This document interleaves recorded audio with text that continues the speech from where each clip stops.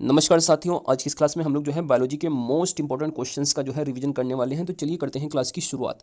सबसे पहला प्रश्न है रात्रिचर, जिसको इंग्लिश में नॉकट्यूर्नल जंतु कहते हैं, ये कौन कौन से होते हैं। तो देखिए रात्रिचर जो जंतु होते हैं इनमें आते हैं मच्छर, चमगादड़ और उल्लू। ये तीनों जंतु जो है रात्रिचर जंतु होते हैं। नेक्स्ट दूसरा प्रश्न है आलू का खाने योग्य भाग कौन सा है। तो देखिए आलू का जो भाग खाया जाता है वो होता है तना। तने को हम लोग स्टेम भी कहते हैं। तो आलू का खाने योग्य भाग क्या हो गया, तना। अगला प्रश्न है मलेरिया के उपचार की औषधि जो कुनैन होती है वो किस वृक्ष से प्राप्त होती है। तो देखिए मलेरिया के उपचार की औषधि जो कुनैन है ये सिनकोना के छाल से प्राप्त होती है। इस चीज़ को आपको याद रखना है कि यहाँ पे सिनकोना का छाल है, वहाँ पे आप इसे ऑप्शन में एग्जाम में जड़, तना, इस टाइप से आपको ऑप्शन मिल सकते हैं। तो सिनकोना की छाल से जो है मलेरिया के उपचार की औषधि जिसका नाम कुनैन है वो जो है प्राप्त होता है। इसी प्रकार अगला प्रश्न है कोरोना के उपचार की औषधि जिसका नाम है हाइड्रोक्सी क्लोरोक्विन, ये जो है किस वृक्ष से प्राप्त होती है। तो देखिए ये भी जो है सिनकोना से ही प्राप्त होती है। कोरोना के उपचार की जो प्रमुख औषधि है जिसका नाम है हाइड्रोक्सी क्लोरोक्विन, ये भी सिनकोना से ही प्राप्त किया जाता है। अगला प्रश्न है अफीम की प्राप्ति कहाँ से होती है। तो देखिए अफीम जो प्राप्त होता है एक नशीला पदार्थ होता है, इसकी प्राप्ति होती है बिना पके फल के लेटेक्स से। जो बिना पका फल होता है उसके लेटेक्स से ही अफीम को प्राप्त कर लिया जाता है। अगला हमारा प्रश्न है एजेला क्या होता है। एजोला क्या होता है। तो देखिए एजोला एक जलीय फर्न है, जलीय फर्न को ही क्या कहा, नाम दिया गया है एजोला। अगला प्रश्न है कोशिका का पावर हाउस या कोशिका का शक्ति ग्रह किसको कहा जाता है। तो ये कहा जाता है माइटोकॉन्ड्रिया को। और माइटोकॉन्ड्रिया को जो है माइटोकॉन्ड्रिया शब्द की खोज किसने करी थी, सी बेंडा ने। तो कोशिका का पावर हाउस कौन होता है, माइटोकॉन्ड्रिया। अगर आपसे पूछा जाए कोशिका शब्द को किसने खोजा था, तो रॉबर्ट हुक ने जो है कोशिका शब्द की खोज की थी। अगर आपसे पूछा जाए मानव शरीर में सबसे लंबी कोशिका कौन से अंग की होती है, तो ये तंत्रिका तंत्र की कोशिका मानव शरीर में सबसे लंबी कोशिका होती है। नेक्स्ट अगला प्रश्न है हमारे शरीर का अधिकतम भार किस कारण से होता है। तो देखिए जो मानव शरीर का सबसे अधिक भार होता है वो जल के कारण होता है। हमारे शरीर में 70 से 90% किसकी मात्रा होती है, जल की मात्रा होती है। नेक्स्ट अगला प्रश्न है मानव शरीर का सबसे दृढ़ भाग कौन सा होता है।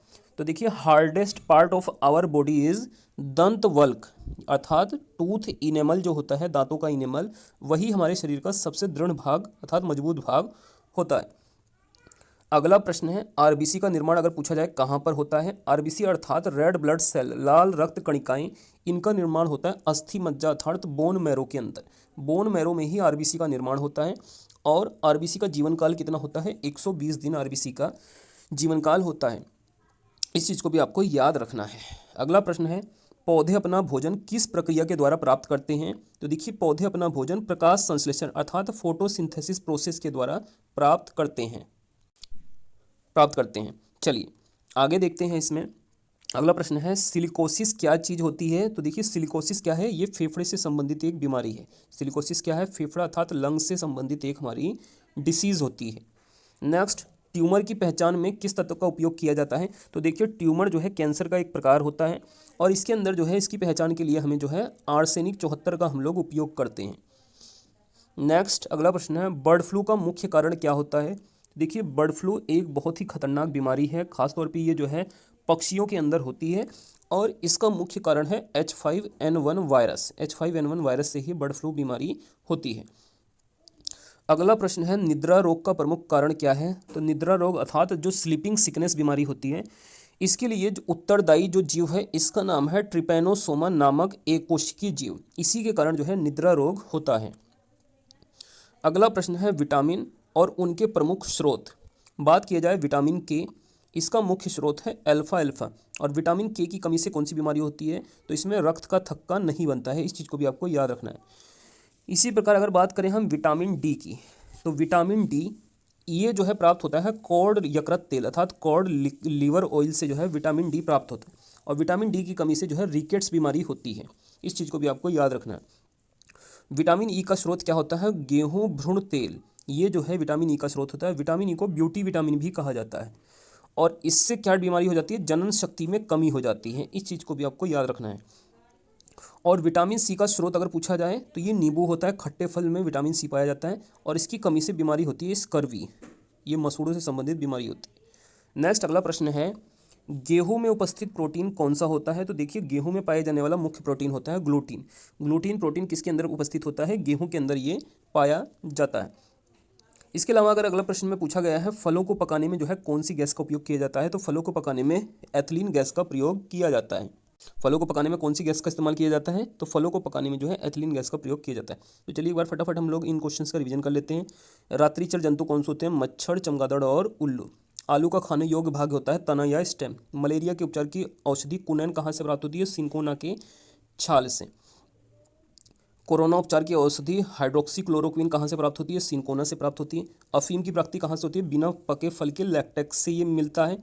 एजोला क्या होता है? तो ये जलीय फर्न होता है। कोशिका का पावर हाउस माइटोकॉन्ड्रिया कहा जाता है और इस शब्द को खोजा था सी बेंडा ने। हमारे शरीर का अधिकतम भार जल के कारण होता है, 70 से 90% होता है। शरीर का सबसे दृढ़ भाग कौन सा है? दंतवल्क यानी टूथ एनामल होता है। आरबीसी का निर्माण कहाँ पर होता है? अस्थि मज्जा अर्थात बोन मैरो में होता है। आरबीसी का जीवन काल कितना होता है? 120 दिन होता है। पौधे अपना भोजन कहाँ से प्राप्त करते हैं? तो ये प्रकाश संश्लेषण प्रक्रिया के द्वारा प्राप्त करते हैं। सिलिकोसिस क्या चीज़ होती है? तो ये फेफड़े से संबंधित एक बीमारी होती है।